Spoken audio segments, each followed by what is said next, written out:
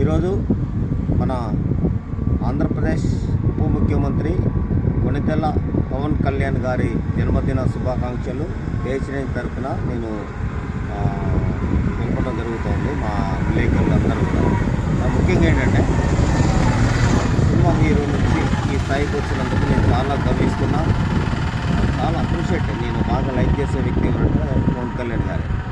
కానీ ఈరోజు జరుగుతున్న పరిణామాలలో కానీ దయచేసి అన్న ఈ పుట్టినరోజు సందర్భంగా ఒక హెచ్చరిక ఒకటే, వేరే వాళ్ళ మీద దృష్టి పెట్టబోకండి.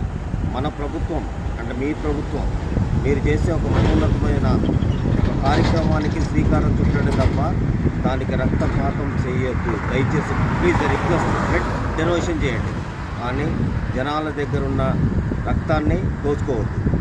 I request. అది చాలా పాపం. నెక్స్ట్ టైం ప్రజలు బుద్ధి చెప్పు.